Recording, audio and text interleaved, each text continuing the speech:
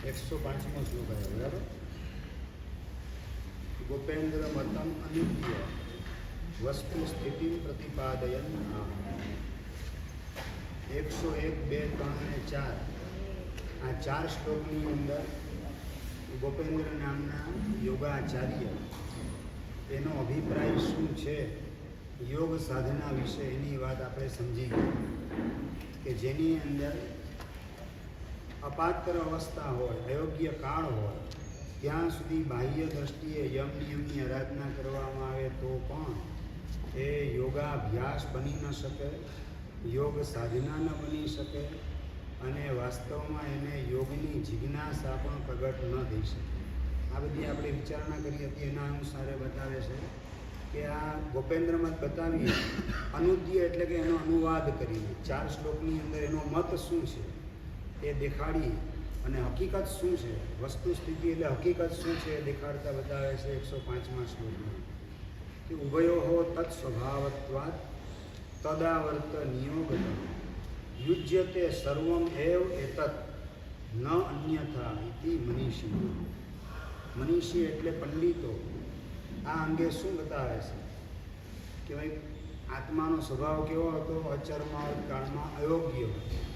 તો ઉભયો તત્ સ્વભાવ, પુરુષ અને પ્રકૃતિ બંનેનો એવા પ્રકારનો સ્વભાવ માનવામાં આવે.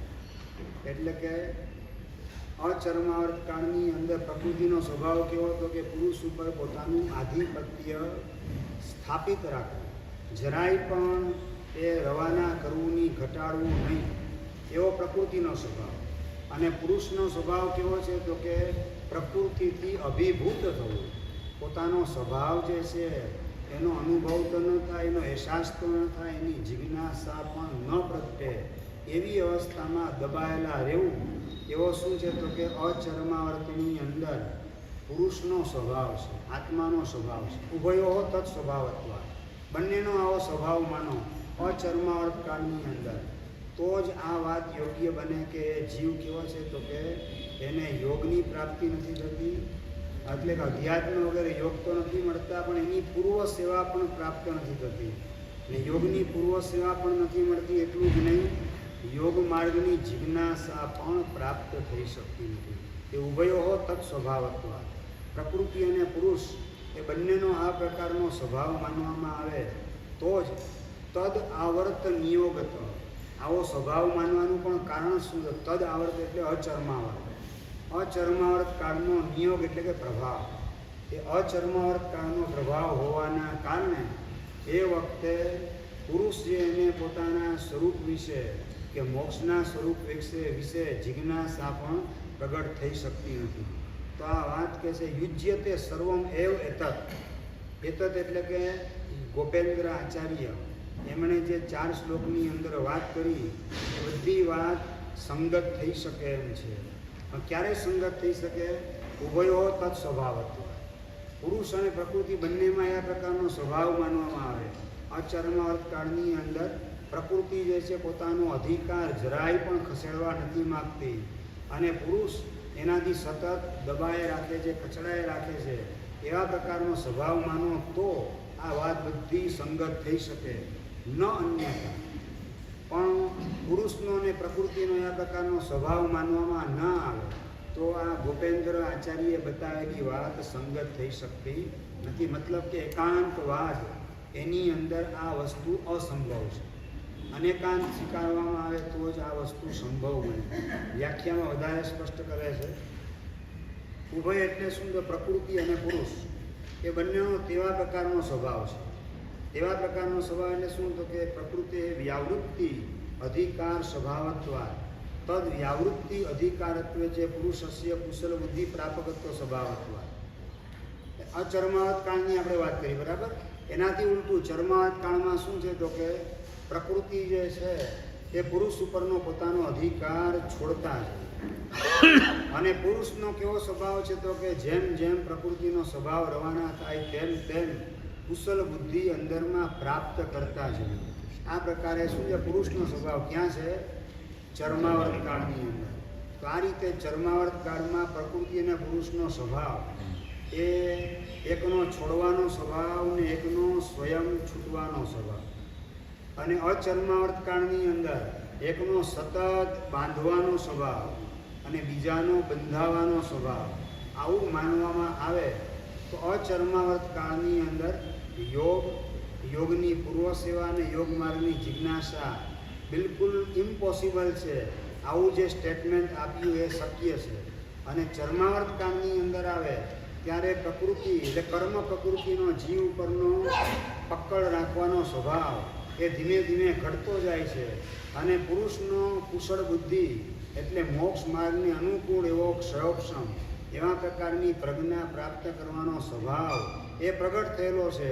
માટે જીવને યોગ માર્ગની જિજ્ઞાસા પણ પ્રગટ થાય છે, યોગની પૂર્વ સેવા પણ કરે છે અને અધ્યાત્મ ભાવના ધ્યાન ક્ષમતા વૃત્તિ સંશય નામના 5 યોગ એને પણ ચર્માવર્ત કાળની અંદર જીવ પ્રાપ્ત કરી શકે. આ બધું ક્યારે શક્ય છે કે બંનેના સ્વભાવની અંદર આ રીતે પરિવર્તન માનવામાં આવે તો.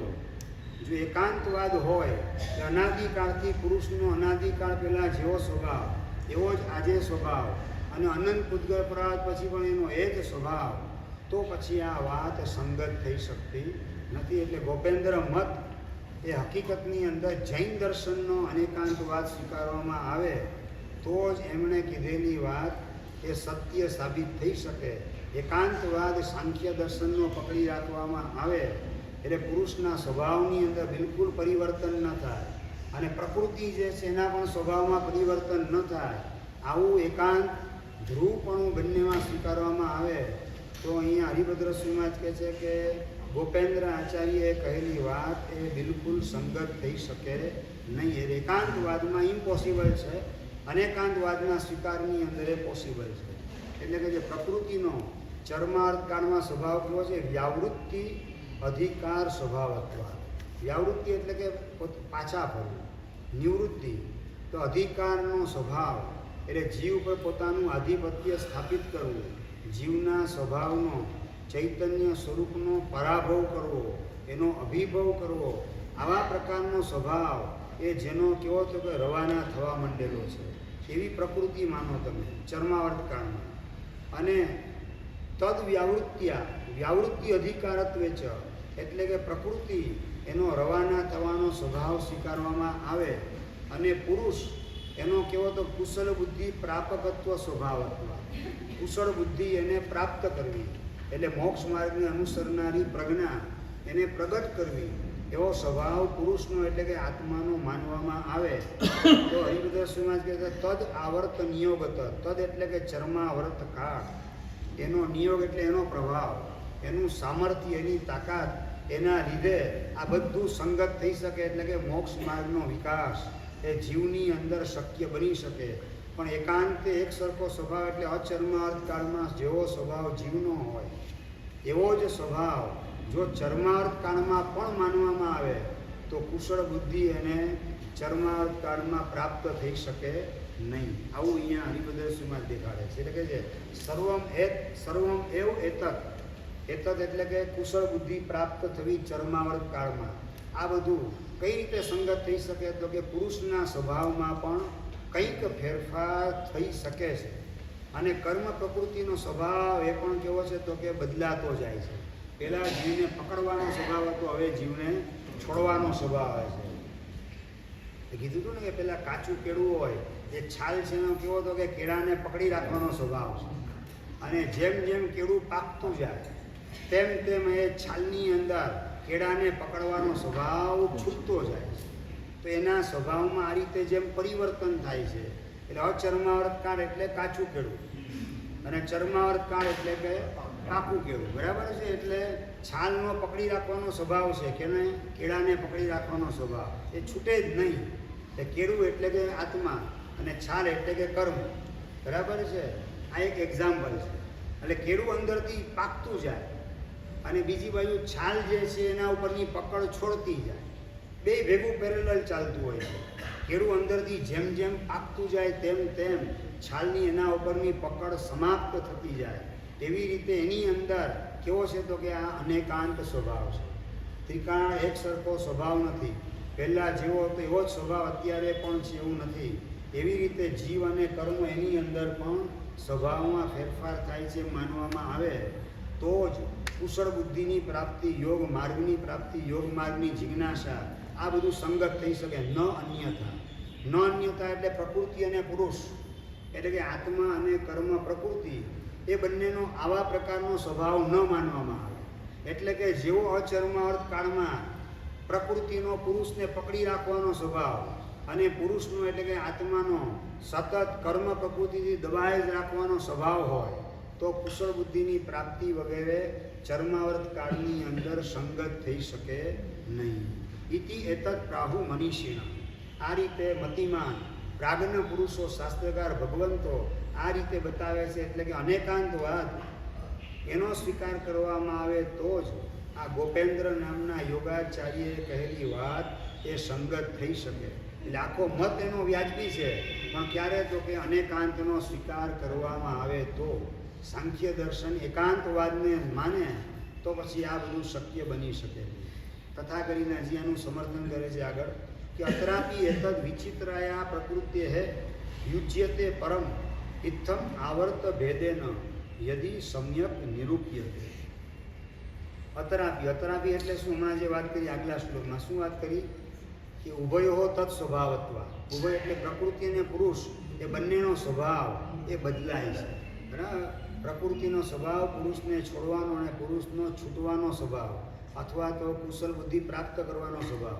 તો કે છે અત્રાપી એટલે ઉભયો તત્ સ્વભાવત્વ. ઉભયનો એટલે પ્રકૃતિ અને પુરુષનો હમણાં બોલ્યા એવા પ્રકારનો સ્વભાવ સ્વીકારવામાં આવે તો જ આ બધું ઘટી શકે. કિમ પુનઃ તદ અભાવે ન ઘટતે. અને એનો અભાવ એટલે કે એકાંતે પ્રકૃતિનો અચર્માવર્તમાં જેવો સ્વભાવ એવો જ ચર્માવર્તમાં સ્વભાવ. અચર્માવર્તમાં જેવો પુરુષનો આત્માનો સ્વભાવ હોય એવો જ આત્માનો ચર્માવર્તમાં પણ સ્વભાવ માનવામાં આવે તો તદ અભાવે ન ઘટતે. તો આ કુશળ બુદ્ધિની પ્રાપ્તિ વગેરે ન ઘટી શકે. આવું જે મેં બે વાત કીધી એ બંને જે છે વાત એ સંગત થઈ શકે છે. બરાબર? એટલે અપી શબ્દથી કેનો સ્વીકાર કર્યો કે ભાઈ બંનેનો પરિવર્તનશીલ સ્વભાવ આવે તો આ કુશળ બુદ્ધિની પ્રાપ્તિ ઘટી શકે આવી વાત. અને બીજા નંબરની અંદર જો એવું ન માનવામાં આવે તો કુશળ બુદ્ધિની પ્રાપ્તિ ન ઘટી શકે. આ બે વાત અમે જે કીધી એ પણ કેવી રીતે સંભવી શકે તો કે વિચિત્રાયા પ્રકૃતે યુજ્યતે પરમ. વિચિત્ર એટલે પ્રકૃતિ, કર્મ પ્રકૃતિનો સ્વભાવ એ વિલક્ષણ છે, પરિવર્તનશીલ છે એવું માનવામાં આવે તો જ પરમ એટલે તો જ ફક્ત આ વસ્તુ ઘટી શકે, બાકી ઘટે એવી શક્યતા નથી. એટલે કે છે કે ઇત્થમ આવર્ત ભેદેન યદિ સમ્યક નિરૂપ્યતે. આવર્ત ભેદેન એટલે અચર્માવર્તકાળ અને ચર્માવર્તકાળ. આ પૂતગળ પરાવર્તની અંદર પડતો તફાવત એ ચર્માવર્ત ને અચર્માવર્તના ભેદથી એટલે કાળ ભેદથી આ રીતે યદિ એટલે જો સારી રીતે નિરૂપણ કરવામાં આવે, ચિંતન મનન મંથન કરવામાં આવે તો પ્રકૃતિનો સ્વભાવ એ પણ વિલક્ષણ થતો હોય છે, માનવું પણ સંગત થાય છે. એટલે માત્ર પુરુષનો જ સ્વભાવ પ્રકૃતિથી બંધાવાનો અને પ્રકૃતિ છૂટવાનો છે એવું નહીં.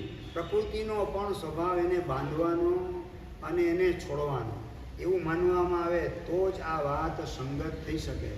પુરુષનો છૂટવાનો ભાવ હોય પણ પ્રકૃતિ છોડવા જ ન માગે તો એ કઈ રીતે છૂટે? એટલે વાત સાચી છે. હું તમને અહીંથી પથ્થરો મારું, લાકડું અહીંથી ફેંકે તમારા ઉપર, અજીવ સ્વભાવ છે ને તમને નહીં થાય. અરે વિસરસા પરિણામથી થાય, તમે સમજો છો ને સારી રીતે. વિસરસા પરિણામથી પણ વાદા વગેરે ઉત્પન્ન થતા હોય છે. એટલે સ્વભાવની વાત છે. જળ હોવું કે ચેતન હોવું એ મહત્વનું નથી, પણ એનો સ્વભાવ આ રીતે પરિવર્તનશીલ છે માનવામાં આવે તો જ આ વાત સંગત થઈ શકે. તમે જો જળની અંદર આવો સ્વભાવ નહીં માનો તો પન્નવણા સૂત્રની અંદર 11મું ભાષાપદ આવે છે. અને 11મું ભાષાપદ એમાં વ્યવહારથી ભાષાના 4 ભેદ બતાવેલા છે: સત્ય, અસત્ય, વ્યવહાર અને મિશ્ર. આ 4 ભેદ. નિશ્ચયથી આરાધન ભાષાના 2 જ ભેદ બતાવેલા છે. કયા? તો આરાધની અને વિરાધની. સત્ય અને મૂર્છા એવા નિશ્ચયથી ભેદ નથી બતાવેલા. આરાધની ભાષા અને વિરાધની ભાષા એ 2 ભેદ બતાવેલા છે. અને મૂળ સૂત્રની અંદર વાત કરેલી છે કે આરાધની ભાષાના પરમાણુઓ એને જો ગ્રહણ કરે તો વિરાધની ભાષા જીવ બોલી ન શકે. અને વિરાધની ભાષાના પૂતગલ ગ્રહણ કરવામાં આવે તો આરાધની ભાષા, આરાધક પરિણામ પોતાની અંદર ક્રિએટ થાય એવા પ્રકારના શબ્દો એ એના મોઢામાંથી નીકળી ન શકે. એટલે ત્યાં સત્ય અસત્ય, આરાધક ભાષા અને વિરાધક ભાષા બોલવાનું કામ જીવ કરે છે, એવો પરિણામ પોતાનો છે. એ પરિણામ એનો આવ્યો એટલે આ જ પરમાણુ પકડે, ઓલા પરમાણુ ન પકડે. એટલે આપણે સમજીએ ને ભાષાના કોઈ પણ પૂતગલ હોય, આપણે જેવું બોલવા માંગીએ એવું થઈ જાય એવું હોતું નથી. એટલે એની અંદર પણ પાછા વિભાગ પણ નિશ્ચયથી બતાવેલ છે, ત્યાં વ્યવહારથી ભેદ નથી બતાવેલા.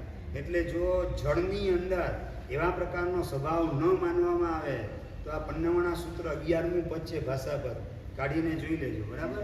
એટલે એ જે બે ભેદ પડેલા છે એ જળ એવા ભાષા વગરના પૂતગલનો પણ આવો આરાધક સ્વભાવ અને વિરાધક સ્વભાવ છે, માટે બોલનાર જીવની આરાધની ભાષા અને વિરાધની ભાષા બની શકે છે. એટલે આરાધકના પૂતગલો જે જુદા છે, એ રીતે આરાધક અને વિરાધક હા એ જુદા બતાવેલા છે.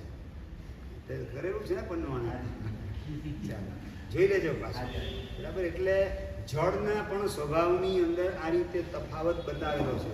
અને એના કારણે એ જીવ જ્યારે જુઠ્ઠું બોલવા માગે, વિરાધના કરવા માગે, ત્યારે આરાધની ભાષા એના પૂતગલ હોય ખરા વાતાવરણમાં, એને પકડી ન શકે. એ વિરાધની ભાષાના પૂતગલને જ પકડવાનું કામ કરે. એટલે જળનો પણ એવો સ્વભાવ માનવામાં આવે તો જ આ વાત સંગત થઈ શકે. એટલે કે વિચિત્રાયા પ્રકૃતે યુજ્યતે પરમ, પ્રકૃતિનો સ્વભાવ વિલક્ષણ પ્રકારનો, અચર્માવર્તમાં જુદો અને ચર્માવર્ત કાળમાં જુદો એવા પ્રકારનો સ્વભાવ માનવામાં આવે તો આ બધી બાબત સંગત થઈ શકે. આવું મૂળ ગાથા બતાવે છે. વિરાધની ભાષા બોલ્યા 50% એ ભાષાના પૂતગલોનો વાંક. વાંક જે છે, તમે રો મટીરિયલ જે છે ને, રો મટીરિયલ કુદરત પૂરું પાડવાનું કામ કરે છે. હવે તમે બે છે, તમે જ્યાં બેઠા છો ત્યાં બે સામગ્રી હાજર છે, તમે આ જ સામગ્રી સિલેક્ટ કેમ કરી?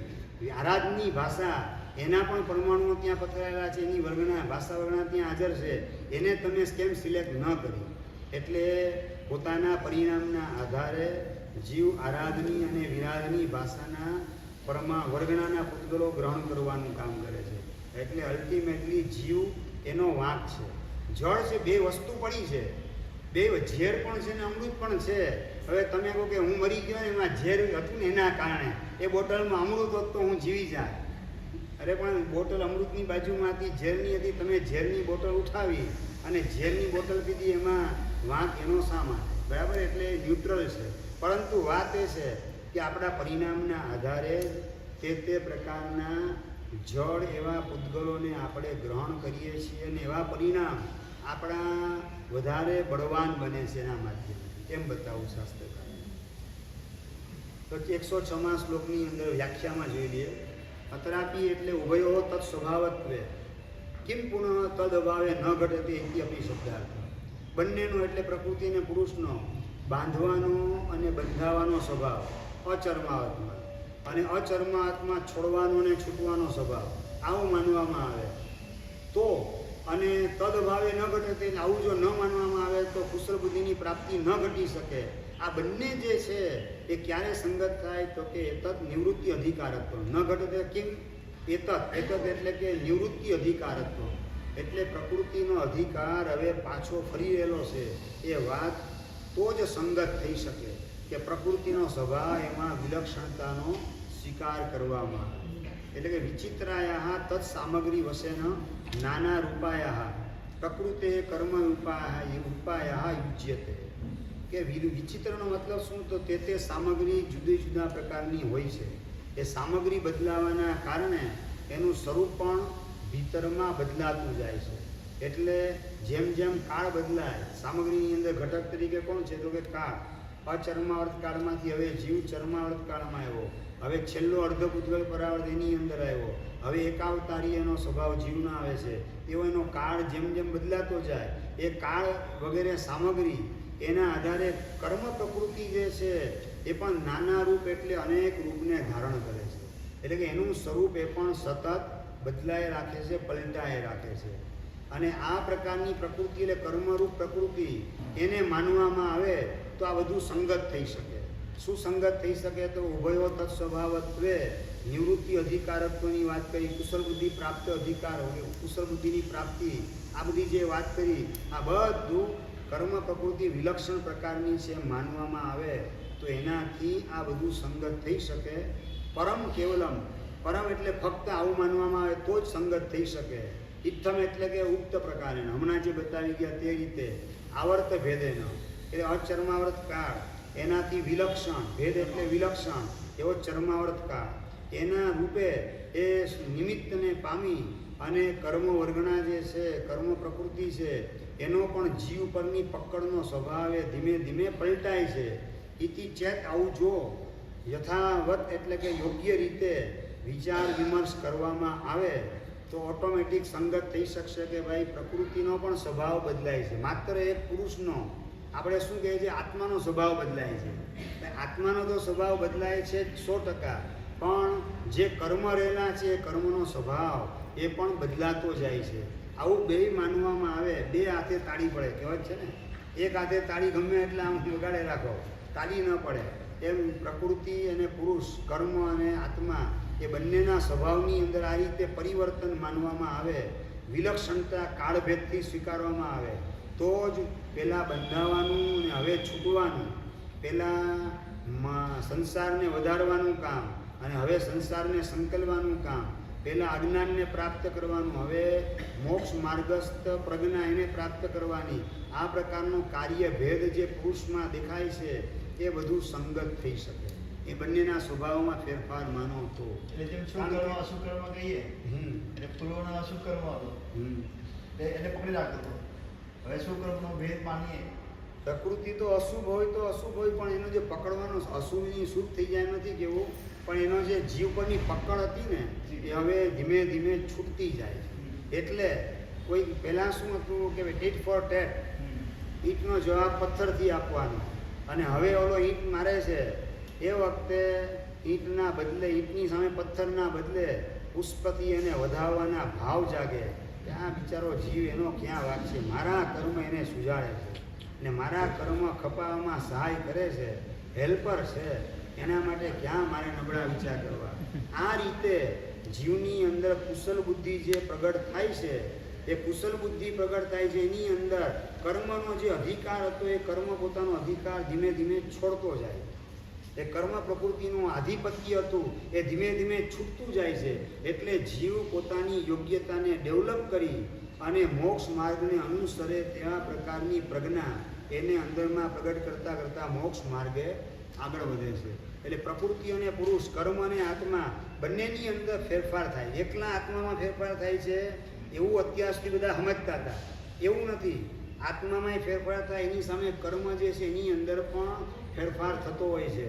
જો એમાં ફેરફાર ન માનવામાં આવે તો પછી જ્ઞાનાણ કર્મ, મૌનીય કર્મ, દર્શન મૌનીય કર્મ બિલકુલ ખસે જ નહીં, ને જીવ એકદમ અંદરથી યોગ્ય થઈ ગયો તો સમ્યક દર્શન પ્રગટ કેવી રીતે થાય? એ કર્મનો ખસવાનો સ્વભાવ માનો તો સમ્યક દર્શન પ્રગટ થાય ને. કર્મ કે તું જેટલું સુધરવું હોય ઉતરી જા, હું તો જવાનો જ નથી. મિથ્યા તો મોની કે હું તો 70 કોટીનું બેસી જ રહીશ તારામાં ધામા નાખીને, તો પછી એ સમ્યક દર્શન કઈ રીતે પ્રાપ્ત કરીશ? એટલે બે હાથે તાળી પડે. કર્મનો હવે જીવને છોડવાનો સ્વભાવ આવતો જાય અને જીવનો કર્મથી છૂટવાનો સ્વભાવ અને મોક્ષ માર્ગને અનુસરનારી પ્રજ્ઞા, માર્ગસ્થ ક્ષયોપશમ મેળવવાનો ભાવ એ અંદર પ્રગટ થતો જાય છે. એના કારણે જીવ મોક્ષ માર્ગે આગળ વધી શકે છે. બંનેમાં ફેરફાર થાય છે. પણ આપણા હાથની અંદર આપણા સ્વભાવનો ફેરફાર છે. એટલે આપણામાં ફેરફાર કરીએ તો ન્યુટ્રલ સામગ્રી છે, આરાધની ભાષાના પરિણામ હશે તો એ વિરાટની ભાષાના પરમાણુ એ પકડવાના છે જ નહીં. એ કુદરતે વ્યવસ્થા ગોઠવી આપી છે તમારા માટે, એની ચિંતા કરવાની જરૂરત નથી. કોઈ તીર્થંકર નામ કરવાનું કે જીવે બાંધ્યું, પછી કે મારો જન્મ થશે ત્યારે ભાઈ ઇન્દ્ર મહારાજનું સિંહાસન ચલાયમાન નહીં થાય તો અભિષેક કરવા નહીં આવે તો એને આવી ચિંતા કરવાની જરૂર નથી. એને છે ને બસ સવી જીવ કરું શાસન નથી, એ તારે તારું આ કામ કરવાનું છે, તો કુદરત એનું કામ કર્યા વિના નહીં. બરાબર? એટલે આપણે આપણા પક્ષે જે કરવાનું છે ને એમાં એકદમ પરફેક્ટ થવાનું છે. એટલો બોધપાઠ આના દ્વારા આપણે મેળવી શકાય. અત્રેવ વિપક્ષે બાધામાં, આ પ્રસ્તુતની અંદર વિપક્ષમાં એટલે આવું ન માનવામાં આવે. એટલે કે ભાઈ પુરુષનો આત્માનો સ્વભાવ બિલકુલ નથી બદલાતો અને કર્મ પ્રકૃતિનો પણ સ્વભાવ બિલકુલ નથી બદલાતો, બેયનો એક સરખો જ સ્વભાવ છે, આવું માનો તો શું વાંધો? તો એનો જવાબ આપે છે કે અન્યતા એક સ્વભાવત્વાત અધિકાર નિવૃત્તિત એકસ્ય સર્વ તદ્ભાવ બલાદ આપત્યતે સદા. અન્યતા એટલે કે પ્રકૃતિની અંદર વિલક્ષણતા માનવામાં ન આવે. અનાદિકાળથી એનો જેમ જીવ ઉપર પકડ રાખવાનો સ્વભાવ છે એવો જ રાખવામાં આવે તો જીવ કદાપી છૂટી જ ન શકે. અને નંબર 2, એક જીવ એના પ્રત્યે માનો કે એનો અધિકાર છૂટી ગયો, એક જીવને શું છોડવાનો સ્વભાવ એનો આવી ગયો, તો પછી બધા પુરુષો જે છે એ મુક્ત થવાની સમસ્યા સર્જાશે. સમજે? એનો એક જ સરખો સ્વભાવ માનવામાં આવે. એક જ સરખો એટલે હવે એનો અધિકાર પાછો ફરે છે, વળતા પાણી છે એના, તો બધા જીવોને એક સાથે મોક્ષ થવાની આપત્તિ આવશે. એટલે કે અન્યતા એક સ્વભાવત્વ, પ્રકૃતિની અંદર વિલક્ષણતા માનવામાં ન આવે અને એક સરખો સ્વભાવ પ્રકૃતિની અંદર માનવામાં આવે તો ચર્માર્થ કાળમાં જ્યારે જીવ આવશે ત્યારે કયો સ્વભાવ છે પ્રકૃતિનો? અધિકારની નિવૃત્તિનો સ્વભાવ. બરાબર છે? તો અધિકારની નિવૃત્તિનો સ્વભાવ હોવાના કારણે એકસ્ય એક પુરુષ પ્રત્યે પોતાનો અધિકાર, પોતાની પકડ છોડી દેશે ત્યારે એક પ્રત્યેની બધા પ્રત્યેનો અધિકાર છોડવાનો પરિણામ આવી ગયો. બધા પ્રત્યે છોડવાનો પરિણામ આવી ગયો. સર્વ તદ્ભાવ બલાદ આપદ્યતે, એટલે દરેકે દરેક પુરુષ એના ઉપરથી એનો અધિકાર છૂટી જશે. એટલે દરેક પુરુષનો એક સાથે મોક્ષ થવાની સમસ્યા સર્જાશે. એટલે સર્વ તદ્ભાવ બલાદ આપદ્યતે સદા. સદા એટલે કાયમ માટે, બલાદ એટલે જબરજસ્તીથી શું થઈ જશે? બધા પુરુષોની અંદર, બધા આત્માની અંદર એક સરખો છૂટવાનો સ્વભાવ આવી જશે. એટલે પ્રકૃતિની અંદર એક સરખો સ્વભાવ છે, કાયમ માટે એવું નથી. અને નંબર 2, એક જીવ પ્રત્યે છોડવાનો સ્વભાવ એટલે બધા જીવો પ્રત્યેનો છોડવાનો સ્વભાવ આવી ગયો, એવું પણ માની શકાય તેમ નથી. એટલે આ રીતે એક જ પ્રકૃતિની અંદર પણ અનેકાંતવાદ, બંધક સ્વભાવ અને અબંધક સ્વભાવ, એ બંને પ્રકારનો સ્વભાવ અલગ અલગ જીવની અપેક્ષાએ તમે એનો સમન્વય કરો, એટલે અનેકાંતવાદનો સ્વીકાર કરો તો જ જગત પ્રસિદ્ધ વ્યવસ્થા એ સારી રીતે સંગત થઈ શકે, બાકી સંગત ન થઈ શકે. આવું 107મા શ્લોકની અંદર વાત કરે છે. આવું માની શકાય કે અભવ્યની આત્મા માટે કર્મ પ્રકૃતિનો સ્વભાવ કાયમ માટે એક સરખો અને ભવ્ય આત્મા માટે છૂટી શકવાનો. એટલે તમે કેવી રીતે બોલી શકશો? આવું પણ કેવી રીતે બોલી શકશો? કારણ કે તમે સમજો છો ઘણું સારી રીતે, આ બધા લોકોને ખબર ન હોય, તમને તો સારી રીતે ખબર છે કે ગ્રંથિ દેશ પાસે અભવ્ય જીવ અનંતિવાર આવે છે. અનંતિવાર ગ્રંથિ દેશ પાસે આવે ત્યારે એનો અંત કોટા કોટી કર્મ બંધ કરવાનો સ્વભાવ હોય અને દૂર રહેલો હોય ત્યારે 70 કોટા કોટી કર્મ બંધ કરવાનો સ્વભાવ. હવે જો એક સરખો સ્વભાવ માનો તો ગ્રંથિ દેશે કેવી રીતે આવશે પાપડો? એટલે કાયમ 70 કોટા કોટી જ બાંધી રાખશે એમ માનવું પડશે તમારે. એટલે અભવ્ય જીવ પણ ગ્રંથિ દેશ પાસે અનંતિવાર આવે. તમે અનંતિવાર ના આવી શકો, તમે ઓછી વાર આવો એટલે તમારું કામ થવા માંડે, ગ્રંથિ ભેદ કરીને આગળ વધી જાઓ.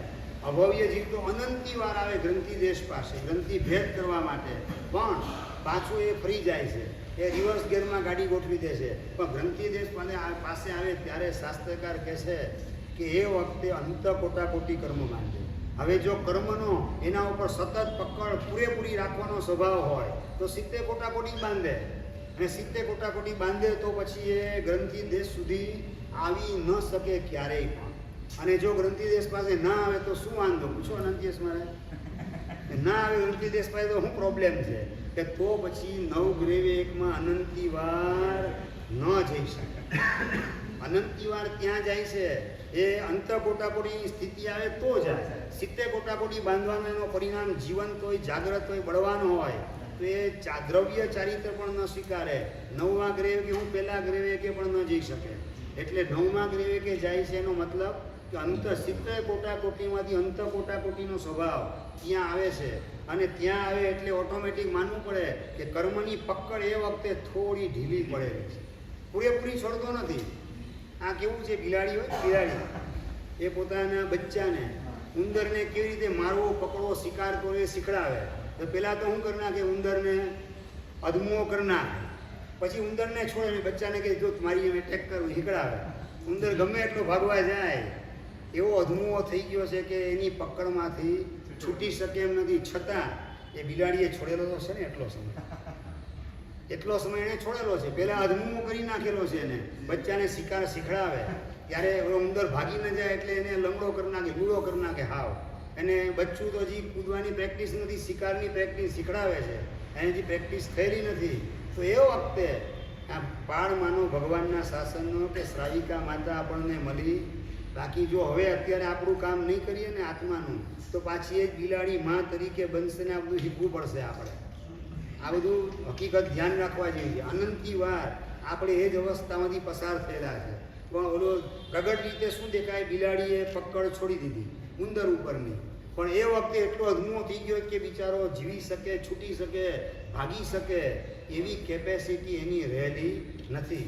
એવી રીતે ગ્રંથિદેશ પાસે અભવ્ય જીવ અનંતી વાર આવે પણ કર્મ સત્તાએ અધમો કરી નાખેલો છે, એટલે એ ગ્રંથિ ભેદ કરીને મોક્ષે પહોંચી જાય એવા પ્રકારની શક્યતા અભવ્ય જીવ માટે રહેતી નથી. પરંતુ એની ઉપરની પકડ થોડાક સમય પૂરતી શિથિલ તો છે જ, બરાબર છે. એટલે કર્મ અભવ્ય માટે એ બિલકુલ બદલાતા નથી, એક સરખો સ્વભાવ છે એવું પણ મનાતું નથી. પ્રશ્નનો જવાબ એટલે આપણે એમ કહી શકાય કે અનંત દિવસ ગ્રંથિદેશ ઉપર આવે પણ જન્મામૃતમાં તો આવતો નથી.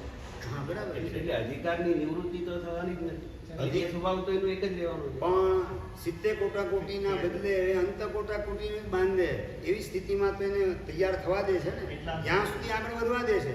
ઓલો અધમો કરેલો ઉંદર થોડો ઘણો ભાગતો હોય ને તો એ બિલાડી ભાગવા દે. એ ખબર છે કે ત્યાં જશે ને તો તરાપ મારીને હું પકડી લઈશ. ભાઈ થોડો ઘણો ભાગતો જ ભાગવા દે. બચ્ચાને કે તું જા પકડ, તું પકડ, એને શીખડાવવાનું કામ કરે.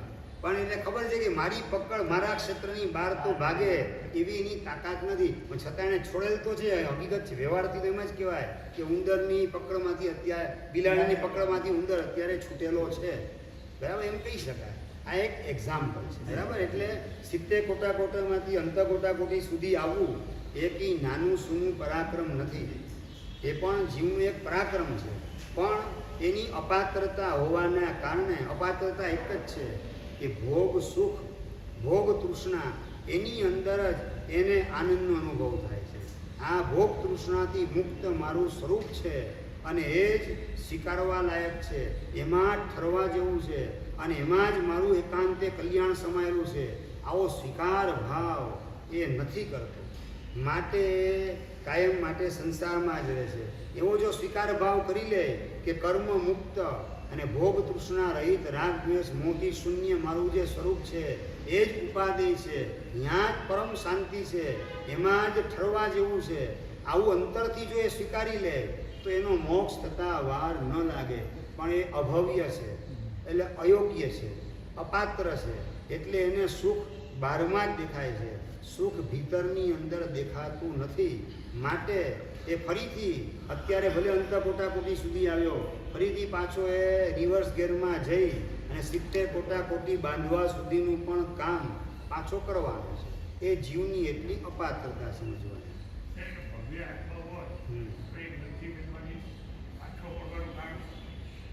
ગ્રંથિ ભેદ સુધી આપણે પણ અનેક વાર આવેલા છીએ, છતાં પાછા ફરવાનું કારણ શું? તો કે કાં જીવ થાકી જાય, કાં મોહનો ઉદય એને મૂંઝવે, એની અંદર પોતે અટવાઈ જાય, અને કાં પોતે અંદરથી વિશ્વાસ ગુમાવી દે છે, કાં પોતે જે છે બાહ્ય રિદ્ધિ સિદ્ધિ ચમત્કાર વગેરેની શક્તિ પ્રગટ થાય અને એની અંદર પોતે મોહાઈ જાય, અટવાઈ જાય, ખોવાઈ જાય.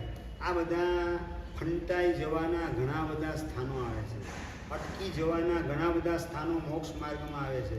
પોતે સાધના કરે અને પોતાને અનુભવ થાય કે હું જમીન ઉપરથી 2 ફૂટ અદ્ધર થઈ ગયો છે, હવે મારી સાધના એકદમ સફળ થઈ ગઈ, એટલે મારા સ્ત્રીના દર્શને વિકાર મારામાં ઉત્પન્ન ન થાય, એ મારું ડેવલપમેન્ટ છે, એ સ્વીકારવાના બદલે જાપ કરતાં કરતાં હું 2 ફૂટ અદ્ધર થઈ જાઉં છું, હવે મારો જાપ સફળ થઈ ગયો, હવે હું આગળ વધી ગયો, એવું માનવામાં અટવાઈ જાય છે. વાસ્તવમાં એ આત્માનું ડેવલપમેન્ટ નથી, એ કર્મ પ્રકૃતિનું ડેવલપમેન્ટ છે. એ બહારની એ રિદ્ધિ સિદ્ધિ વગેરે દેખાડે જીવને મોહિત કરવા માટે. એટલે શાસ્ત્રકાર કહે છે કે સમાધૌ તે વિઘ્ના યુત્થાને સિદ્ધય. સમાધિની અંદર જવા માટે આ બધા વિઘ્ન છે, આગળ વધવા માટે બધા પ્રલોભનો એ મોટો અવરોધ છે. વિત્થાન દશા, બાહ્ય દશા, બહિર્મુક્ત આવે તો એ સિદ્ધિ લાગે કે હું જાપ કરાવ્યો એટલે 2 ફૂટ અદ્ધર થઈ જાઉં છું, અથવા તો જાપ કરું એટલે દિવ્ય સુગંધનો મને અનુભવ થાય. જાપ કરવા બેસું એટલે મારા કાન પાસે ઘંટડીનો રણકાર સંભળાવવા માંડે. હું જાપ કરું ને ધ્યાન કરું, લાલ પીળા અજવાળા પ્રકાશ એ બધા કપાળના ભાગમાં આગના ચક્રમાં પ્રગટ થવા માંડે, પથરાવા માંડે. હવે મારી સાધના સરસ મજાની ચાલી રહેલી છે. આ પ્રકારનો મિથ્યા સંતોષ, બાહ્ય માઇલસ્ટોન જે કંઈ મળે એની અંદર પોતે અટવાઈ જવાના લીધે એ પોતે અટકી પડે છે અને ગ્રંથિભેદનો પુરુષાર્થ છૂટી જાય છે. કર્મસત્તા રાકેશભાઈ આ જ કામ આપણી પાસે કરે એવું અનેક વખત. આવું કામ હવે આપણે ક્યારેય પણ કરવું નથી. એવો અંદરનો સંકલ્પ મજબૂત કરવાનો છે. ત્યાં કર્મસત્તાનું કામ તો ભૂલા પાડવાનું જ છે અને આપણે ભૂલા પડેલા છે અનેક વખત. હવે ભૂલા ક્યાંય પડવું નથી. મારું ડેવલપમેન્ટ, મારા રાગ દેશને મોહ એ અંદરથી લૂલા લંગડા પાંગડા થઈ જાય એ મારું ડેવલપમેન્ટ છે. બાકી બૌદ્ધિક લેવલે જાણકારી તો 9.5 પૂર્વની મેં મેળવેલી છે, અનંતી વાર આપણે બધાએ મેળવેલી છે, પણ એમાં આત્માનું ડેવલપમેન્ટ થયું નથી, પ્રોગ્રેસ થયો નથી. એ બધી વાસ્તવિકતા ખ્યાલમાં રાખી અંતરના રાગ દ્વેષ મોહના પરિણામ એ ખલાસતા એનો ઉચ્છેદ થવા માંડે અને વિજાતીયના દર્શને બિલકુલ વિકાર ઉત્પન્ન મારામાં ન થાય એવી સ્થિતિ કાયમી ધોરણે મારી હું ઊભી કરી દઉં. બસ આ પ્રકારનો અંતરનો પુરુષાર્થ ચાલતો હોય એ તો ખરા અર્થની અંદર એ આત્માનું ડેવલપમેન્ટ છે અને એ રીતે જીવ મોક્ષે પહોંચે છે. બાહ્ય સાધના, તપ, ત્યાગ, સ્વાધ્યાય, શાસન પ્રભાવના આ બધું કરવાના માધ્યમથી જીવ મોક્ષે પહોંચી જતો તો આ બધું તો અનંતીવા કરેલું છે જ. તો ક્યારનો અનંત વખત 9મી ગ્રેવે કે પહોંચી ગયો તો મોક્ષે પહોંચી જતા વાર ન લાગવી જોઈએ. એમાં જો મોક્ષ પુરુષાર્થ પૂરેપૂરો સમાઈ જતો હોય તો. એટલે આંતરિક શુદ્ધિકરણ એ સૌથી મહત્ત્વની વાત છે અને એ જીવ અંદરથી સમજુ બને, ડાયો થાય, પરિપક્વ બને અને બીજી બાજુ એની સમજણના કારણે કર્મ પ્રકૃતિનો અધિકાર એના ઉપરથી છૂટતો જાય કે હવે આ રોંગ એડ્રેસ છે, આ એડ્રેસ ઉપર હવે એટેક કરવામાં મજા નહીં આવે. એ ઓટોમેટિક કર્મસત્તા પણ પાછી ફરતી જાય તો ઠેકાણું પડી શકે. 107મા શ્લોકની ટીકા જે છે આપણે જોઈએ. અન્યથા એટલે કે પ્રકૃતિ વૈચિત્ર્ય અભાવ, પ્રકૃતિની અંદર ફેરફાર બિલકુલ માનવામાં ના આવે. એટલે કે એક સ્વભાવત્વ, એક સ્વભાવ એટલે એક સરખો સ્વભાવ તમામે તમામ આત્મા પ્રત્યે પ્રકૃતિનો, કર્મ પ્રકૃતિનો સ્વીકારવામાં આવે. એક એટલે શું? તો એક એટલે કથનચિત અવિચલિત સ્વભાવ યસ્યા સા તથા. પ્રકૃતિ કેવી છે? તો એનો એક જ સરખો સ્વભાવ એટલે અવિચલિત, જરાય પણ વિચલિત ન થાય એવા પ્રકારનો. જેમ કે ચર્માર્થમાં જીવને છોડી દેવાનો સ્વભાવ, બરાબર, છોડવાનો સ્વભાવ, નિવૃત્ત અધિકારત્વ સ્વભાવ, આવો જો માનવામાં આવે તો સા તથા. તથા તથા એટલે શું? તો કે એક સ્વભાવ અને તદભાવ એટલે એક સ્વભાવત્વ, એટલે તત્વ એટલે એક સ્વભાવત્વ અને તસ્માદ એટલે એક સ્વભાવત્વ. બરાબર, બેસી ગયું? બરાબર. એટલે અન્યથા એટલે કે પ્રકૃતિમાં વિલક્ષણતા માનવામાં ન આવે. એટલે કે પ્રકૃતિ કાયમ માટે એક સરખા અવિચલિત સ્વભાવવાળી જ છે એવું માનવામાં આવે તો ચર્માવર્ત કાળની અંદર અધિકારની નિવૃત્તિ થઈ જાય છે. બરાબર, અધિકારની નિવૃત્તિનો સ્વભાવ છે કર્મ પ્રકૃતિની અંદર. એટલે કે અધિકાર નિવૃત્તૌ સત્યામ, અધિકારની નિવૃત્તિ હોતે છતે એકસ્ય પુંસ, એટલે એક આત્મા પ્રત્યે, ચર્માઅર્થમાં આવેલા એક આત્મા પ્રત્યે એનો અધિકાર એ છોડવાનો સ્વભાવ આવી ગયો. બરાબર, તો અધિકાર છોડવાનો સ્વભાવ આવી ગયો તો સર્વ તદભાવ, એટલે સર્વે શું પુરુષે શું અધિકાર નિવૃત્તિ ભાવ, દરેકે દરેક આત્માઓ એના પ્રત્યે અધિકાર છોડવાનો સ્વભાવ આવી જશે. કેમ?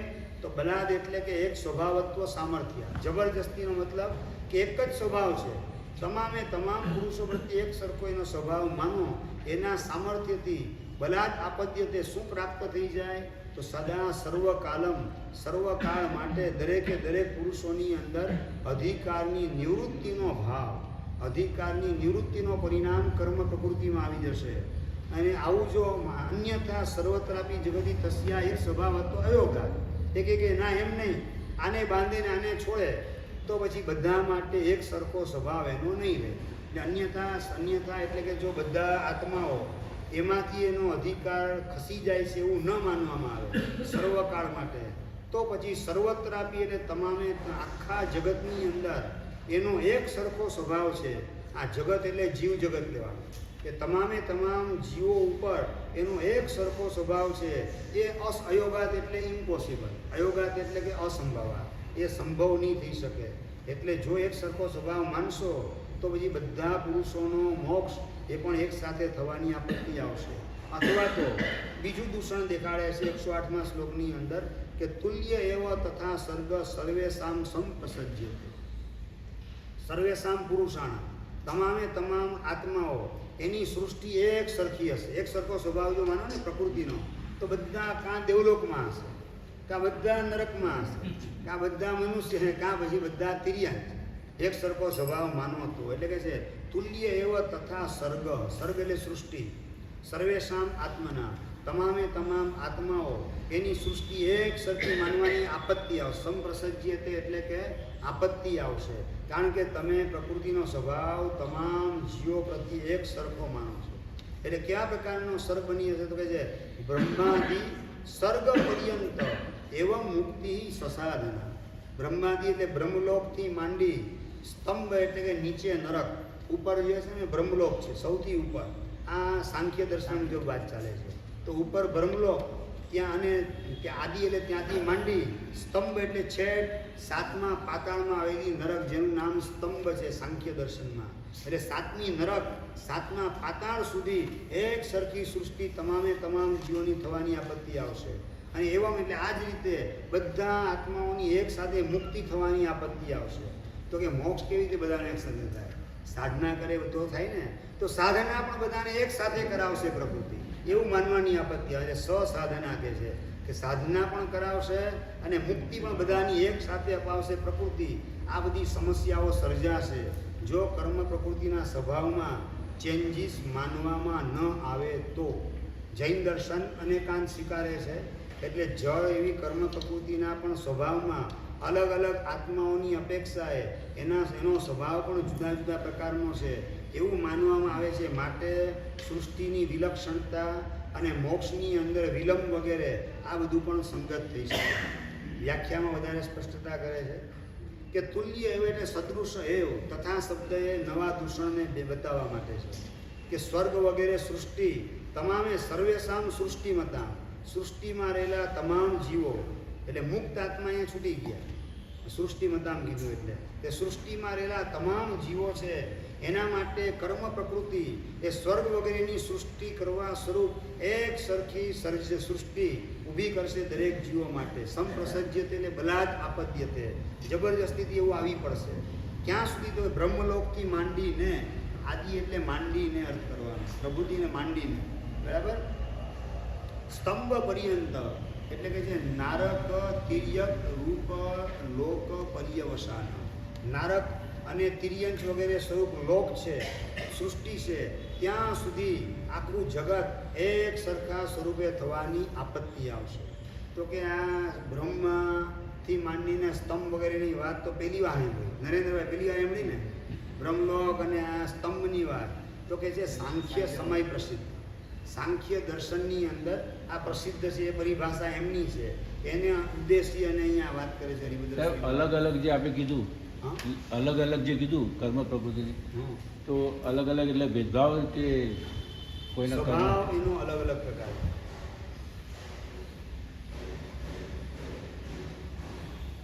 વ્યાપારી વ્યાપાર કરતો હોય, જુદા જુદા ગ્રાહક આવે, જુદા જુદી રીતે ફિટ કરે. સાવ સાદું સિમ્પલ દ્રષ્ટાંત છે. તમે આઈસ્ક્રીમ ખાઓ, જોને તોની ભાષામાં, તમે ખાઓ નહીં, ખાય છે મને, જોને તોની ભાષામાં.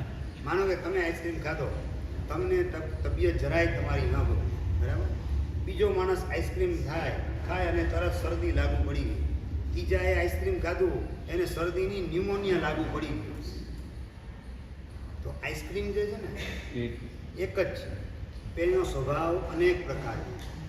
એ તમારા સંપર્કમાં આવે તો તમને બિલકુલ શરદી ન કરવી એનો સ્વભાવ છે. પણ તમારા કરતાં પ્રતિકારક શક્તિ જેનામાં ઓછી છે તો એને શરદી લાગુ પાડી દેવી એવા પ્રકારનો એનો સ્વભાવ છે. અને એકદમ જેની રોગ પ્રતિકારક શક્તિ ડલ છે એવો માણસ, શરદીની જ પ્રકૃતિવાળો માણસ, એ ત્રીજો માણસ જોને ખાય એટલે ન્યુમોનિયા લાગુ પાડી દેવો એનો સ્વભાવ છે. એક જ આઈસ્ક્રીમની અંદર આવા અનેક પ્રકારના સ્વભાવ છે. અને એ આઈસ્ક્રીમ જેણે જિંદગીમાં ક્યારેય ખાવા નથી મળ્યું અને એવો પુરુષ એને જોઈ રાખે, ભિખારીને જોઈ રાખે, મને મળે તો સારું, મને તો મળતો નથી, તો કોકને આર્ત ધ્યાન કરાવવાનો પણ એમાં સ્વભાવ છે. કોકને હળગાવવાનો સ્વભાવ છે, કોકને ઈર્ષા દેખાઈથી સળગાવવાનો સ્વભાવ એ પણ એમાં રહેલો છે. એક જ આઈસ્ક્રીમમાં અલગ અલગ જીવોની અપેક્ષાએ અલગ અલગ પ્રકારના સ્વભાવ રહેલા છે. માટે જ એક જ આઈસ્ક્રીમ અલગ અલગ જીવોના સંપર્કમાં આવીને અલગ અલગ પ્રકારના પોતાના કામ કરી શકે છે. બરાબર? એટલે સંગત થઈ ગયું ને. હવે આમાં જો દેખાય છે તો ન દેખાતા એવા કર્મ વર્ગના પૂતગલમાં સ્વીકારવામાં ક્યાં વાંધો છે? બરાબર? દેખાતામાં સંગત થઈ ગયું તો જે નથી દેખાતી કર્મ વર્ગણામાં પણ આ રીતે સમજી લેવાનું. તથા છ તે પઠનથી અન્ય દર્શનમાં પ્રકૃતિનો મતલબ આત્મા કે કર્મ? પ્રકૃતિ એટલે કર્મ પ્રકૃતિ. બોલ્યો ને, ઘણી વખત બોલી. અન્ય દર્શનમાં એ લોકો બોલતા જ આત્માને પ્રકૃતિ. પુરુષ અને પ્રકૃતિ બે બોલે. પુરુષ એટલે આત્મા અને પ્રકૃતિ એટલે કર્મ પ્રકૃતિ. લખેલું હમણાં આગલા શ્લોકમાં હું વાંચી ગયો કે કર્મ રૂપાયા પ્રકૃતિ. 106મો શ્લોકની ટીકા હતી ને, પ્રકૃતિ કર્મ રૂપાયા એટલે કર્મ પ્રકૃતિ, કર્મ સ્વરૂપ પ્રકૃતિ. તથા છ તે પઠનથી તે એટલે સાંખ્ય લોકો આ રીતે બોલે છે કે ઉર્ધ્વ લોક છે કેવો છે? સત્વ વિશાલ છે. સત્વ ગુણવાળા જીવો હોય ને એ ઉર્ધ્વલોકમાં દેવલોકમાં ગોઠવાઈ ગયેલા હોય. અને તમો વિશાલશ્ચ મૂળતઃ સર્ગ. મૂળતઃ એટલે અધોભાગ, મૂળ એટલે મૂળ અધોભાગમાં હોય. તો તમો વિશાળ, નરક બોલીએ છીએ, તમો ગુણ તામસ પ્રકૃતિવાળા જીવો એ વિશાળ એટલે પ્રચુર પ્રમાણની અંદર ત્યાં ગોઠવાયેલા હોય છે. અને મધ્ય રજો વિશાળ, મધ્યલોક જે છે એની મનુષ્યને તિર્યંચ છે, એમાં શું છે તો કે રજોગુણ એની મુખ્યતા છે, સત્વગુણ ને તમોગુણની અલ્પતા છે. રજોગુણ એટલે વિષય આસક્તિ વગેરે એ તીર્ષાલોકની અંદર એલા જીવોમાં વધારે પ્રકારે છે. આ રીતે બ્રહ્માદિ સ્તંભ પર્યંત, બ્રહ્મ એટલે બ્રહ્મલોક ઉપરનો, સૌથી ઉપરનો, ત્યારથી માંડીને સ્તંભ એટલે સૌથી નીચે 7મું પાતાળ, એના તળિયે આવેલ સ્તંભ નામની નરક, ત્યાં સુધીનો આખો આ સર્ગ છે. તો એ કહે છે એવમ સર્ગવત. આ રીતે હરિભદ્ર રસુમાં જ કહે છે કે જો પ્રકૃતિનો એક સરખો સ્વભાવ માનવામાં આવશે તો એક સરખી સૃષ્ટિ માનવાની આપત્તિ આવશે.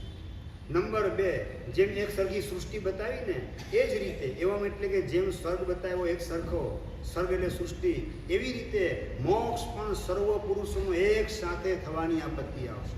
તો સાધના વગર કેવી રીતે મોક્ષ થાય?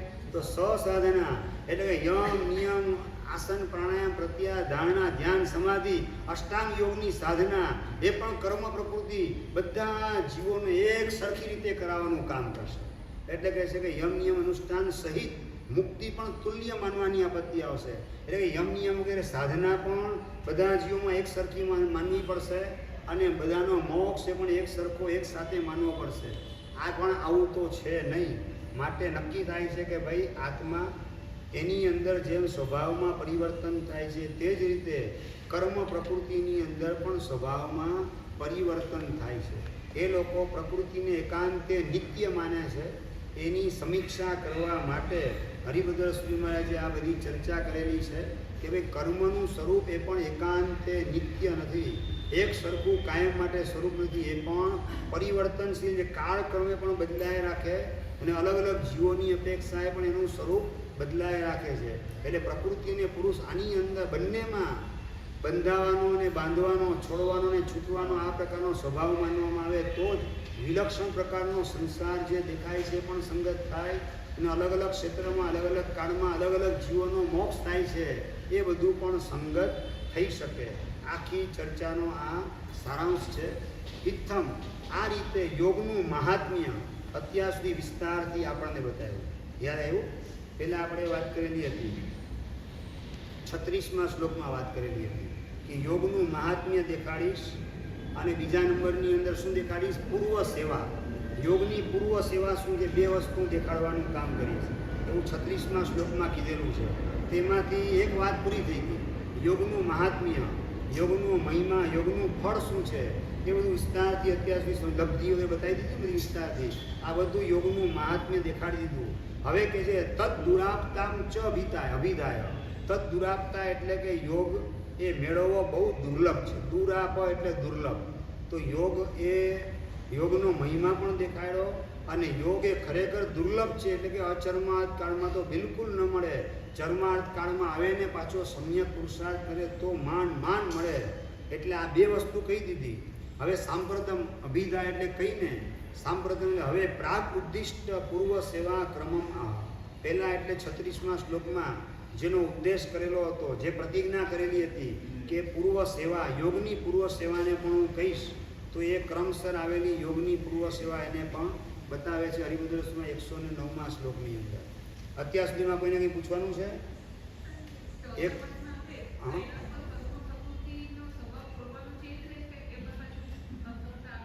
શું કીધું ખરીદી?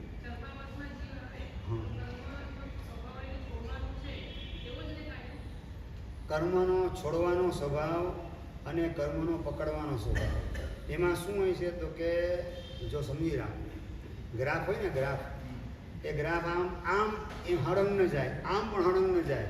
આમ જો ઉપર જવું હોય ને તો ધીમે ધીમે આમ કરતાં આમ જઈ રાખવી ધીમે ધીમે. અને નીચે ઉતરે તો આમ કરતાં થોડું ઉપર થોડું નીચે થોડું ઉપર નીચે. તો ઓવરઓલ શું કહેવાય કે ગ્રાફ ડાઉન થઈ રહેલો છે. ડાઉન પાછો અપ પણ થતો હોય તો ઓવરઓલ શું કહેવાય તો કે ડાઉન થાય છે ગ્રાફ. એવી રીતે ચર્માવર્તમાં આવે ત્યારે ઓવરઓલ જે છે ને આમ કર્મનો અધિકાર ધીમે ધીમે ઘટતો જતો હોય ઓવરઓલ. કારણ કે પહેલાં તો મિથ્યાત્વ જ હતું, પછી એને અપૂર્ણબંધક અવસ્થા અપાવી, અપૂર્ણબંધક અવસ્થા, પછી માર્ગાભિમુખ, પછી માર્ગાનુસારી, માર્ગપતિત, યોગની પહેલી બીજી દ્રષ્ટિ, પાછો વિષય આસક્તિ વગેરેની અંદર પાછો આસક્તિ ભોગ તૃષ્ણાને બળવાન બનાવે એટલે કર્મનો અધિકાર વધી ગયો અને ત્યાંથી પછી એકેન્દ્રીમાં ફેંકાઈ ગયો. એકેન્દ્રીમાં અસંખ્ય કાળ ચક્રવર્તી રખડપટ્ટી કરી રાખી એટલે ગ્રાફ એનો અધર ચાલશે. પાછી થોડો નીચે ઉતરવાનું કામ, પાછો પંચેન્દ્રિય અવસ્થામાં આવે, સદગુરુના સંપર્ક વગેરેમાં આવે, પાછો યોગનો કર્મ પ્રકૃતિનો અધિકાર જીવ ઉપરનો ઘટતો જાય. એટલે થોડો આમ કહેવાય શું ઓવરઓલ એનો ઘટતો જાય છે, વચ્ચે વધતો પણ હોય, વધે અને ઘટે બેય થતું હોય છે. બરાબર. એટલે તીર્થંકરના જીવ વગેરે હોય એને પણ ગ્રાફ એનો ઊંચકાઈ પણ કરો અને નીચે પણ ઉતરે. એટલે એના ઉપર પણ, કારણ કે ગાય શિંગડા પકડીને ઉછાળે અને પાછી બચાવી લે અને હવે મારા સંયમજીની કોઈ તાકાત હોય તો મને આવું બાહુબળ મળો. આ નિયાણું જે કર્યું એટલે શું થઈ ગયું? કર્મની જે તાકાત હતી ગ્રાફ એનો ઊંચકાઈ ગયો. બરાબર. પછી પાછું ભાઈ નીચે ઉતરવાનો બરાબર છે. ઓવરઓલ તમે જોશો તો નીચે ઉતરતો જ, વચ્ચે ભાઈ ઊંચો પણ થાય, પાછો નીચે થાય, વચ્ચે ઊંચો થાય, નીચે ઓવરઓલ નીચે થતો જાય. એવી રીતે સમજવાનું. નીચો એટલે આમ ધડ નીચે ઉતરી જાય એ તો મરુદેવા માતા જે આ કોકને ઉતરે, એ આપણા જેવા બધાને ન ઉતરે. આપણે તો અપ્સ એન્ડ ડાઉન્સ સાધનામાં આવે રાખે, ભાવમાં આવે રાખે, એમ કર્મનો પાવર એમાં અપ્સ એન્ડ ડાઉન્સ. પણ ઓવરઓલ ચર્માવર્તની અંદર ગ્રાફ એનો નીચો ઉતરતો હોય એટલે કહેવાય કે કર્મની તાકાત હવે ઘટતી રહેલી છે, કર્મનું જોર ઘટી રહેલું છે અને જીવ બળવાન થઈ રહેલો છે. એ આવું જે સ્ટેટમેન્ટ આપવામાં આવે છે એ પર્ટિક્યુલર એક સ્થિતિની અપેક્ષા નહીં, પણ ઓવરઓલ એનો ગ્રાફ જે છે જોઈ, ચર્માર્થકાળ આખો જે એનો ગ્રાફ જોઈ અને શાસ્ત્રકાર આ પ્રકારનું સ્ટેટમેન્ટ આપે છે. બરાબર. એટલે ચર્માર્થકાળમાં બાંધે જ નહીં એવું પાછી માનવાની જરૂરત નથી, કારણ કે આપણે બધા પ્રત્યેક સમયે 7 કર્મ બાંધવાનું કામ કરીએ જ છીએ. હું અત્યારે વાંચન આપું છું, પાઠ ચાલે છે ને, તોય 7 બંધાય, એકે અટકતું નથી. બોલો. બરાબર. એટલે પણ છતાં ઓવરઓલ ગ્રાફ નીચે હોય અને જો ચર્માર્થમાં હોય તો ગ્રાફ પાછો ઉપર પણ ચડતો હોય. તો કહે છે આ રીતે યોગની પૂર્વ સેવા. બરાબર. આ સિવાય કંઈ પૂછવું છે કોઈને? 108 શ્લોક સુધીમાં 1 થી 108માં કંઈ પણ પૂછવું હોય કોઈને? આજે ચર્માવર્તમાં છોડવાનો અને છોડવાનો સ્વભાવ બદલાયો તો સૌથી પહેલા એમાં ફેરફાર થયો? પ્રકૃતિમાં થયો કે પુરુષમાં? સૌથી પહેલા જે છે એ પુરુષમાં થયો. ઉપાદાન જે છે ને એનું મહત્વ છે મોક્ષ માર્ગમાં. જીવ કેળું જે છે ને અંદરથી પાકવાની શરૂઆત થાય તો કેળાની છાલની ચિકાશ એ થોડી ઘટતી જાય. જેમ જેમ અંદર પરિપક્વતા આવતી જાય કેળામાં તેમ છાલની પકડ ધીમે છૂટતી જાય. એવી રીતે અંદરથી જીવ જેમ ડાયો થતો જાય, સમજુ બનતો જાય, અંદરમાં પીડતા, ગંભીરતા વગેરે આ મળેલો ભવ આમને આમ મારે વેડફી નથી નાખવો, અનંત કાળે મળેલો છે, અને પાછો જો અહીંથી છૂટીને એકેન્દ્રીમાં ગયો તો ચિંતામણી રત્નની પ્રાપ્તિ કરતાંય માનવ મેળવવો દુર્લભ છે. પછી અનંત કાળ સુધી એકેન્દ્રીમાં ને નિગોદમાં રમણ ગમણોમાં માર ખાવો પડશે. મારું કામ ઝટપટ હવે કરી લેવું છે. આ પ્રકારની પરિપક્વ સમજણ જીવની અંદર આવે તો એના આધારે કર્મનું જોર ધીમે ધીમે ધીમે ઘટતું જાય. એ સમજણ જેટલી બળવાન બને એટલું જોર કર્મનું ઝડપથી ઘટતું જાય. એટલે મુખ્ય વસ્તુ ઉપાદાન જે છે એ જીવના પરિણામ છે, અને કર્મ એ ગમે તેમ તો પરદ્રવ્ય છે, એટલે નિમિત્ત છે, એની એક મર્યાદા છે. કર્મના કારણે આમ થાય એમ કેવું એ પણ એક જાતનો વ્યવહાર છે. વાસ્તવમાં તો જીવ પોતે જ પોતાનો સર્જનહાર ને વિસર્જનહાર છે. બરાબર છે. 1000 વર્ષ સુધી દીક્ષા કંડરીકે પાડી અને છેલ્લે બાજી બગાડવાનું કામ કરી નાખ્યું ને સીધો 7મી નરકે ફેંકાઈ ગયો. તો આ શું હતું? એણે જીવે પોતે એવા પ્રકારનું સર્જને પોતાનું કર્યું. 1000 વર્ષ દીક્ષા પાડી અને છેલ્લે 7 દિવસ બાકી હતા ને બધું વિસર્જન કરી નાખ્યું અને 7મી નરકે ઓગોય ફેંકી દીધો. આ બધું જીવ પોતાની ભૂમિકા, પોતાના પરિણામ, પોતાની સમજણ અને પોતાની ગંભીરતા કે તુચ્છતા, ક્ષુદ્રતા, આ બધાના આધારે પોતાના ભાવિનું નિર્માણ કરતો હોય છે. એટલે કર્મ એ માત્ર નિમિત્ત છે. નિમિત્ત કરતાં વિશેષ કર્મ કશું નથી. અંદરમાં ઉપાદાન જેટલું નિર્મળ થતું જાય, જીવ અંદરથી બળવાન થતો જાય, તો કર્મ તો ઢીલા જ છે, કર્મ તો છૂટવાના જ છે. અને ચર્માવર્તમાં આવ્યા એટલે હરિભદ્રસમાં યોગીન સિકામાં કહે જ છે કે જીવ બળવાન છે અને કર્મ નબળા છે. એટલે જો હવે આપણી હકુમત ચાલતી હોય તો પછી આપણે આપણી હકુમતનો ઉપયોગ પૂરેપૂરો કેમ ન કરવો?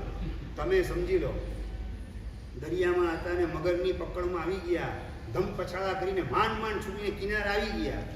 કિનારે આવી ગયા આવી તમને ખ્યાલ આવી જાય કે હવે આ જમીન ઉપર છે ને હું બળવાન છું, મગર નબળો છે, એટલે હવે પથ્થરો લઈને એને હું ઠોકવાનું કામ કરું. એટલે ઓલો ભાગી જાય. બહાદુર માણસ, સમજદાર માણસ, હું દરિયામાં હતો ત્યાં સુધી હું કમજોર હતો, એની તાકાત વધારે હતી. એમ હું અચર્માર્થમાં હતો ત્યાં સુધી મારી તાકાત વધારે, નબળી ઓછી હતી, કર્મની તાકાત વધારે. હું ચર્માર્થમાં આવી ગયો છું તો હવે મારી તાકાત વધારે છે. હરિભદ્રસમાં જ કહે છે તો કર્મરૂપી મગર જે છે એના ઉપર પથ્થરો, સાધનાના પથ્થરા ઠોકી અને એને રવાના કરું તો ઓટોમેટિક મારો છુટકારો આ મગરમાંથી કાયમ માટે થઈ જશે. આવું સમજી અને જીવ બળીઓ બને, અંદરથી પોતાનો પુરુષાર્થ કરે, મોક્ષ માર્ગે આગળ વધવા માંગે તો કર્મ એને બિલકુલ નડી શકતા નથી. શાસ્ત્રકાર કહે છે જેને અંદરમાં ઊંડા ઉતરવું છે એને એકેય કર્મ ક્યારેય નડી શકતું નથી. હા, તમારે ઇન્દ્ર થવું હોય ને ચક્રવર્તી થવું હોય ને કરોડપતિ થવું હોય તો એમાં કર્મ નડે. તમારે અંદર ઉતરવું છે તો એમાં કર્મની કોઈ તાકાત નથી, તમને નડી શકે. અને અંદરમાં ઉતરવામાં જો કર્મ નડતું હોય તો ઘાણીમાં પીલાતા કેવલનામ કઈ રીતે થાય? અંદરમાં ઉતરવામાં જો કર્મની સિરજોરી ચાલતી હોય તો ઘાણીમાં પીલાતા જીવતા ચામડા ઉતરે ખંડક મુનિના, માથે સળગે ગચ્છુકુમાર મુનિને, એ બધાને કેવલનામ કઈ રીતે પ્રાપ્ત થાય? એટલે સીધો અર્થ છે કે બહારની સિદ્ધિ, પ્રસિદ્ધિ, સફળતા આ બધી કર્મને આધારે. પણ જેને આત્માના ઊંડાણમાં ઉતરવું છે, પોતાની અંદર ઊંડા ઉતરવું છે, અંદરમાં જવું છે, તો એને કર્મ બિલકુલ ડિસ્ટર્બ કરી શકતા નથી. બસ આ સમજણ એને એકદમ ચોખ્ખી કરી અંદરમાં ઉતરવાનો પુરુષાર્થ એમાં આપણે મંડી પડીએ તો આપણું 6-12 મહિનાની અંદર કામ પૂરું થઈ જાય. બહુ લાંબુ કામ નથી, પણ આપણે શું બધું બહારનું હાંચવી અને થઈ ગયું, હવે ચાલો એ આત્માનું કામ કરીએ. એટલે આત્મા સૌથી છેલ્લે યાદ આવે છે, પેલા બધું બહારનું સંસારનું એ હાચવવાનું યાદ આવે, માટે ઠેકાણું નથી પડતું.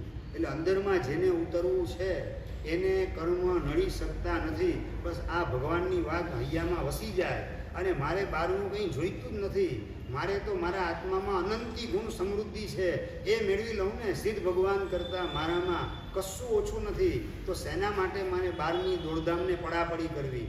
આવી ઠરેલ સમજણ, સ્થિર સમજણ જીવ પાસે આવી જાય અને બહારના પુરુષાર્થના બદલે ભીતરનો પુરુષાર્થ શરૂ કરી દે તો 6-8 મહિનાની અંદર આત્મ સાક્ષાત્કાર જીવને થયા વિના રહે. બરાબર? પણ પ્રમાણિકપણે આ પુરુષાર્થ કરવો પડે. દેખાડવા માટે નહીં, બતાવવા માટે નહીં, કોઈને કહેવા માટે નહીં, મારે મારું ઠેકાણું પાડવું છે એના માટે કરું છું, એવું લક્ષ્ય હોય તો કામ થઈ શકે છે. 12મા શ્લોકમાં હં. અસાત્વિક ધર્મક્રિયાને લોભ અને ક્રોધ ક્રિયા સાથે સરખાવે છે. હા એ કઈ અપેક્ષા? ધર્મક્રિયાનું સ્વરૂપ તો સુંદર છે, તો સ્વરૂપ જ અસુંદર. હા, બરાબર છે. લોભની ક્રિયા અને ક્રોધની ક્રિયા. તમે તમારા શિષ્ય ઉપર જ્યારે ગુસ્સે થતા હો ત્યારે સ્વરૂપથી એ સુંદર છે ને, અનુશાસન નામની ક્રિયા છે. ગુરુ છે શિષ્યનું અનુશાસન કરે છે, છતાં પણ એના પ્રત્યે અંદરમાં દ્વેષભાવ દુર્ભાવ જો ઘૂંટાતો તો વ્યવહારથી અનુશાસન રૂપે ધર્મ ક્રિયા દેખાવા છતાં એ પરમાર્થથી ક્રોધની ક્રિયા છે, એટલે અધર્મની ક્રિયા છે. એવી રીતે સમજવાનું, બરાબર? એટલે ક્રોધ અને લોભ એ વ્યવહારથી પ્રશસ્ત હોવા છતાં પણ અંદરનો આશય પોતાનો મલિન હોય તો એ ક્રોધની ક્રિયા અને લોભની ક્રિયા વ્યવહારથી પ્રશસ્ત હોવા છતાં પણ એ સંસાર વર્ધક છે. પરિણામ જો એ કસાયના પરિણામ ભીતરમાં હોય તો એ રીતે પ્રસ્તુતમાં સમજવાનું કે ધર્મ ક્રિયા પરિધાન પ્રવૃત્તિ વિઘ્નજય સિદ્ધિને વિનિયોગ આ અંદરના ભાવ પ્રાણ છે. અને ભાવ પ્રાણ જે આરાધનામાં ઉમેરવાનું કામ નથી કરતો સાધક, તો એની જે કંઈ ઊંચામાં ઊંચી ક્રિયા દેખાતી હોય એ બધી ગતાનુગતિક ક્રિયા છે, એ બધી તુચ્છ ક્રિયા છે. એ ધર્મ ક્રિયા નથી પરંતુ અધર્મ ક્રિયા છે. આ રીતે અહીંયા સમજવાનું કેમ તાત્પર્ય છે, બરાબર? એટલે ક્રોધ અને લોભની ક્રિયા વ્યવહારથી ધર્મ કહેવાતો હોવા છતાં પણ પાછું એ અંદરમાં અધર્મ ભળેલો હોય એવી પણ સંભાવના હોઈ શકે.